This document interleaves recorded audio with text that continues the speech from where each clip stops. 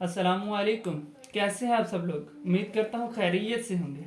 आज का हमारा जो वीडियो का टॉपिक है वो है कि बोर्ड का पेपर किस तरह अटेम्प्ट किया जाए। पेपर को चेक करने के लिए एग्जामिनर किन किन चीज़ों को ज़्यादा सामने रखता है, वन बाय वन सब चीज़ों को डिस्कस कर लेते हैं। क्योंकि सबसे ज़्यादा जो मसला देखा गया अब तक वो है रिज़ल्ट वाले दिन बच्चों का रोना। ये एक रियलिटी है कि बच्चे रिजल्ट वाले दिन रो रहे थे कि सर जी हमने इतना अच्छा पेपर अटैम्प्ट किया था और फिर भी हमारे नंबर नहीं आए। सर जी सच्ची मैंने सारा पेपर सही किया था, नंबर पता नहीं क्यों नहीं आए। रीचेकिंग की बात की जाए तो रीचेकिंग के लिए जाते नहीं, और जिनके साथ हम रीचेकिंग के लिए गए हैं उनका जाके हमने रीचेकिंग देखा है, तो यही बेसिक जो मिस्टेक्स देखने में आई हैं वही आज हम डिस्कस कर लेते हैं, ताकि बाद के पछताने से पहले की सलाह बेहतर होती है। वन बाय वन देखते हैं कि बच्चे क्या क्या मेजर मिस्टेक करते हैं जिन्हें बच्चे काउंट ही नहीं करते, और वो उनकी बहुत बड़ी गलतियां नहीं, मैं तो उन्हें ब्लंडर कहूँगा, बच्चों की तरफ से ब्लंडर होते हैं। सबसे पहली गलती जो बच्चे करते हैं वह क्वेश्चन नंबर की। इस बच्ची ने क्वेश्चन नंबर दिया हुआ 2 एग्जैक्ट है। अक्सर बच्चे क्या करते हैं अपनी ही सीक्वेंस बनाना शुरू कर देते हैं। पहला क्वेश्चन लिखा, बेटा ये पहला क्वेश्चन नहीं है, पहला क्वेश्चन ऑब्जेक्टिव का होता है। शॉर्ट क्वेश्चन का पहला क्वेश्चन क्वेश्चन नंबर 2 ही होता है, तो आप 2 ही लिखें। प्राय मेहरबानी अपनी तरतीब सेट ना करें। क्वेश्चन नंबर जो आपके क्वेश्चन पेपर के अकॉर्डिंग हो वो लिखा करें, ताकि एग्जामिनर को पेपर चेक करते हुए क्वेश्चन पेपर और आंसर शीट में कहीं से भी मिसकन्फ्यूजन ना हो, कन्फ्यूजन का शिकार ना हो, वो परेशान ना हो। अगर उसे मिसअंडरस्टैंडिंग हो गई तो फिर आपके नंबर जा सकते हैं, क्योंकि आपने आंसर से लिखा होता है, वो आंसर पेट होता है। बट नंबर गलत लिखने की वजह से एग्जामिनर जो होता है वो क्वेश्चन पेपर पे उसे किसी और क्वेश्चन के साथ कंपेयर कर लेता है। एक एग्जांपल देता हूँ मैं आपको, सिंपल सी एग्जांपल है, ये मेरे सामने पेपर पड़ा हुआ एक, ये देखें। अब बच्चे ने क्वेश्चन नंबर 3 लिखा है, इट्स ओके, ये ठीक लिखा हुआ है। अब इसके बाद इसके जो फर्दर नीचे उसने 5 शॉर्ट क्वेश्चन करने थे, उनकी उसने तरतीब चेक कीजिएगा कैसे लिखी हुई है। 1 2 3 4 5 अपनी तरतीब सेट कर दिया। बेटा ये ब्लंडर होता है। 1 2 3 4 5 ये इसकी नंबरिंग है ही नहीं। ये 1 के बाद ये 4 नंबर का इसका क्वेश्चन था, अगर आप क्वेश्चन पेपर के अकॉर्डिंग इसको जाके देखेंगे तो ये 4 नंबर का क्वेश्चन था, इसने 1 के बाद 2 लिखा हुआ है, फिर आगे इसने 3 4 5, सीक्वेंस सही है, 5 क्वेश्चन ही अटेम्प्ट करने थे, 5 किए हैं, सही है, वेरी गुड कर दिया इसने। बट बेसिक प्रॉब्लम क्या की है, नंबरिंग में मसला कर दिया। बेटा ये ब्लंडर कभी भी ना करना, क्वेश्चन का नंबर प्रॉपर देना। अब ये देखें इस बच्ची ने कितना अच्छा पेपर किया हुआ है।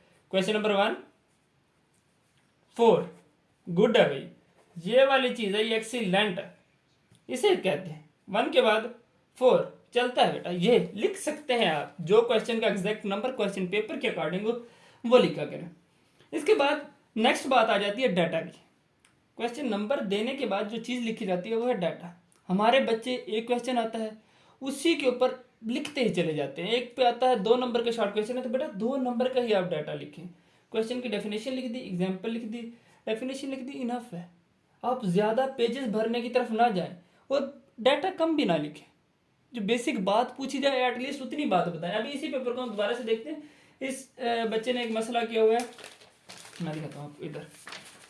क्वेश्चन नंबर 1 इसने एक्सप्लेन किया हुआ है। देखिए ice float on the water क्यों फ्लोट करती है, इसने प्रॉपर आंसर ही नहीं किया हुआ।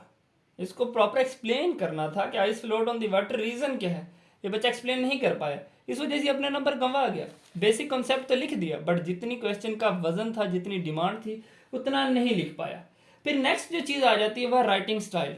हमारे बच्चे बिल्कुल ऐसे लिखते हैं, अगर बुरा ना मनाए तो एक सादा सा एग्जाम्पल दो, जिस तरह ना रोशनाई में कीड़ा भिगो के छोड़ दिया जाए शीट के ऊपर और वो बस चलते फिरते और काम करके आ जाए, तो इस तरह नहीं लिखना होता है बेटा। पेपर चेक करना होता है, उसने पढ़ना होता है। उसे पढ़ते वक्त ना एक अच्छी फीलिंग आनी चाहिए, सूथिंग फीलिंग आनी चाहिए, वो कंफर्टेबल फील कर रहा हो, तभी आपका पेपर अच्छा हो सकता है, तभी आपके मार्क्स अच्छे आ सकते हैं। अब देखें इसने कितना प्यारा लिखा हुआ, रिफ्लेक्स एक्शन और एग्जाम्पल, क्या प्रॉपर कलर कंट्रास्ट किया हुआ है, क्या प्रॉपर इसने सेटिंग की हुई है पेपर की, ताकि पढ़ते हुए भी एक इंसान को लगे कि यार वाकई मैं कोई पेपर पढ़ रहा हूँ। अगर आप इससे भी अच्छा जानना चाहते हैं, अब ये देखिए ये भी इंटरेस्टिंग है, सब्जेक्टिव क्वेश्चन नंबर 2, ये एक्स्ट्रा ऑर्डिनरी मेहनत है। बट अब जो टाइम है, अगर आप पेपर के करीब करीब इस वीडियो को देख रहे हैं तो ये अब इस तरह के स्टाइलों का टाइम नहीं है, आप ना ये सीख सकते हैं और ना ये कर सकते हैं।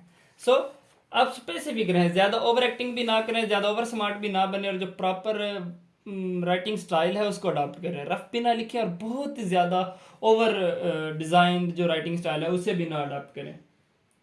नेक्स्ट है पेपर अटेम्प्टिंग स्टाइल। अब पेपर अटेम्प्ट करने का स्टाइल हम पहले ही डिस्कस कर चुके हैं कि जो पेपर होता है, अब क्वेश्चन नंबर ये देखिए एग्जैक्ट है, इसने यहाँ पे डिफाइन करना था, ये डिफाइन ही पूछा गया था, तो इसने डिफाइन के साथ example they the, it's okay. अब बच्ची ने देखे पेपर अच्छा है इसका भी, बट इसने क्या किया हुआ है क्वेश्चन नंबर 2, इसके बाद जो फर्दर उसकी जूज कर रही है उसका नंबर ही नहीं दिया हुआ, और क्या है कंपैरिजन लिखा हुआ है। भाई इस क्वेश्चन में कंपैरिजन पूछा ही नहीं गया, ये लिखी इस तरह कंपैरिजन की फॉर्म में रही है, तो ये एक अच्छी बात है। कंपैरिजन की फॉर्म में अगर लिख रही है, इस कंपैरिजन वाले क्वेश्चन इस तरह लिखे जाते हैं जो सिर्फ डिफाइन करने वाले 2 डेफिनेशन से पूछी जाती हैं, उनको कभी भी आप कंपैरिजन की फॉर्म में ना लिखे, प्रॉपर डिफाइन करें अलग-अलग, ताकि आपको उसके प्रॉपर मार्क्स मिल सके। ये थी आज की हमारी वीडियो, उम्मीद करता हूँ कि आपको पसंद आई होगी। अगर इसके अलावा आपके दिमाग में किसी भी तरह का सवाल हो, सर मैं ये काम करती हूँ, क्या ये एग्जामिनर को तंग कर सकता है, सर मेरा ये वाला प्रॉब्लम चल रहा है, क्या ये चलेगा, तो आप कमेंट सेक्शन में पूछ सकते हैं। इंशाल्लाह आपको आपका डिजायर्ड आंसर मिल जाएगा। Thank you so much for watching. जज़ाकल्लाह।